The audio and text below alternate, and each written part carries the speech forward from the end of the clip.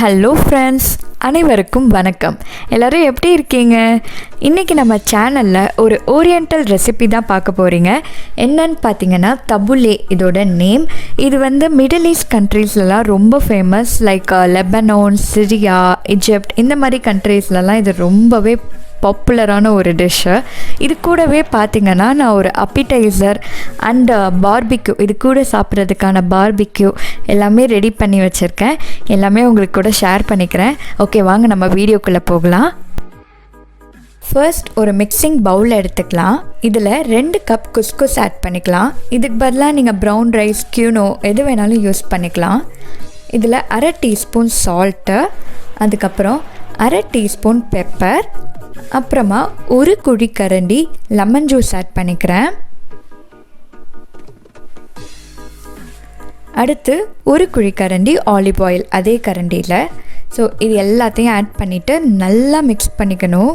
எந்த ஒரு லம்ஸும் இல்லாத மாதிரி நல்லா மிக்ஸ் பண்ணிக்கணும். இது பார்த்திங்கன்னா இந்த மிடில் ஈஸ்ட் கண்ட்ரீஸில் புல்குர் அப்படின்னு ஒன்று யூஸ் பண்ணுவாங்க.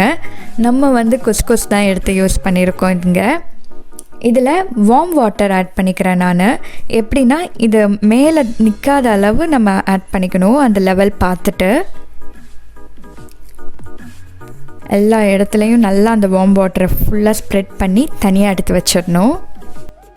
நெக்ஸ்ட்டு பார்த்திங்கன்னா கேரட், ஆனியன், கேப்சிகம், அப்புறம் ஆலிவ்ஸ் அண்ட் கார்ன் எடுத்திருக்கேன். இது வந்து இந்த மாதிரி டின்லேயே இங்கே கிடைக்கும். குக்கும்பர், டொமேட்டோஸ், அப்புறம் புதினா, கொத்தமல்லி எல்லாமே நல்லா குட்டி குட்டியாக சாப் பண்ணி எடுத்திருக்கேன்.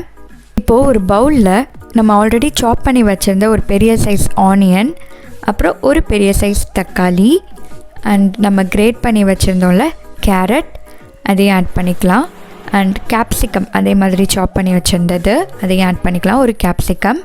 நெக்ஸ்ட் ஒரு ஹாஃப் சைஸ் குக்கும்பர் குட்டி குட்டியாக கட் பண்ணி வச்சுருந்தேன் அது. அண்ட் கார்ன்ஸ் இங்கே கிடைக்கும்னு சொல்லியிருந்தேன்ல, அது நமக்கு எவ்வளோ தேவையோ அவ்வளோ ஆட் பண்ணிக்கலாம்.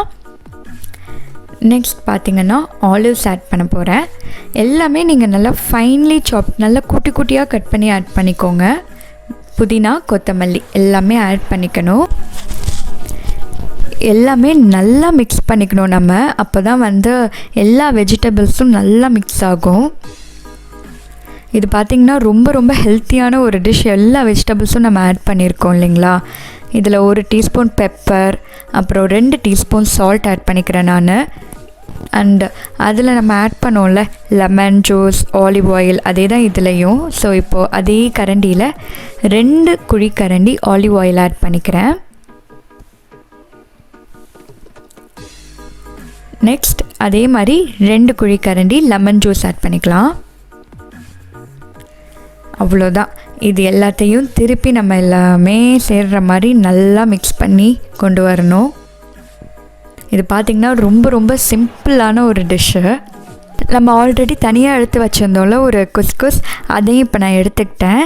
அது பார்த்திங்கன்னா அந்த வார்ம் வாட்டர் கூட அந்த குஸ்குஸ் சேர்ந்து செம்ம பர்ஃபெக்டாக ரெடி ஆகிருக்கு.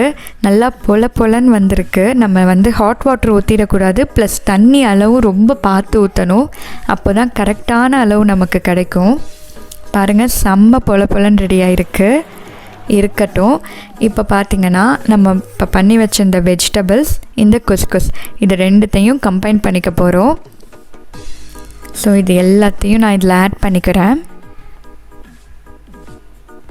இப்போது வேறு எதுவுமே பண்ண போகிறதில்ல.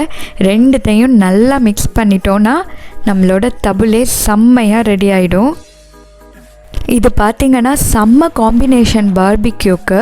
ஏன்னா வந்து நம்ம சிக்கன் ஆல்ரெடி பார்பிக்யூவில் வச்சு சாப்பிட்றதுனால இந்த மாதிரி வெஜிடபிள்ஸ் சேர்த்துக்கிட்டோன்னா ரொம்ப ஹெல்த்தியும் கூட. ப்ளஸ் இதில் நம்ம குக் எதுவுமே பண்ண போகிறதில்ல. எல்லாமே வந்து அப்படியே ஃப்ரெஷ்ஷான வெஜிடபிள்ஸ் தானே நம்ம சாப்பிட்றோம். ரொம்பவே நல்லாயிருக்கும். தபுலே பார்த்திங்கன்னா கேப்சிகம், கார்ன், கேரட்னு எல்லா வெஜிடபிள்ஸோடு சேர்ந்து செம்மையாக ரெடி ஆகிடுச்சு. இதை இப்போ நான் என்ன பண்ண போகிறேன்னா நல்லா பார்பிக்யூ ரெடி ஆகிற வரைக்கும் ரெஃப்ரிஜிரேட் பண்ண போகிறேன். நெக்ஸ்ட்டு பார்த்திங்கன்னா ஒரு குட்டி அப்படைசர் ரெடி பண்ணேன். எது வச்சுன்னா tomatoes, green olives, black olives, அப்புறம் வந்து mozzarella cheese or any kind of cheese use பண்ணிக்கலாம். அது வச்சு ரெடி பண்ணியிருந்தேன். அண்ட் சிக்கன்ஸ் பார்த்திங்கன்னா நான் ஓவர் நைட் ஊறணும்னு சொல்லிவிட்டு மொதல் நாளே மசாலாலாம் போட்டு நல்லா ஊற வச்சிட்டேன். சிக்கன் ஸ்கியூவர்ஸும் ரெடி பண்ணேன். என்னென்ன வச்சுன்னா ஆனியன்ஸ், கேப்சிகம், அப்புறம் போன்லெஸ் சிக்கன் வச்சு சிக்கன் ஸ்கியூவர்ஸும் ரெடி பண்ணிட்டேன். இப்போது பார்பிக்யூவில் பார்த்தீங்கன்னா ஃபர்ஸ்ட் சிக்கன் லெக் பீஸ்லாம் போட்டு கொஞ்சம் குக் ஆன அப்புறம் ஓரமாக எடுத்து வச்சுட்டு இப்போ சிக்கன் ஸ்கியூவர்ஸ் வச்சிட்ருக்காங்க. சிக்கன் ஸ்கியூவர்ஸில் பார்த்தீங்கன்னா நீங்கள் ரெட் கேப்சிகம், எல்லோ கேப்சிகம் எல்லாமே யூஸ் பண்ணிக்கலாம். என்கிட்ட அன்றைக்கி க்ரீன் கேப்சிகம் மட்டும்தான் இருந்துச்சு. ஸோ பார்க்கவே செம்ம கலர்ஃபுல்லாக இருக்குல்ல. கொஞ்சம் குக்காக இருக்குது, நல்லா குக் ஆகிற வரைக்கும் வெயிட் பண்ணி எடுக்கணும். ஆல்ரெடி சிக்கன் லெக் பீஸ்லாம் எடுத்தாச்சு, இப்போ ஸ்கியூவர்ஸ் மட்டும்தான்.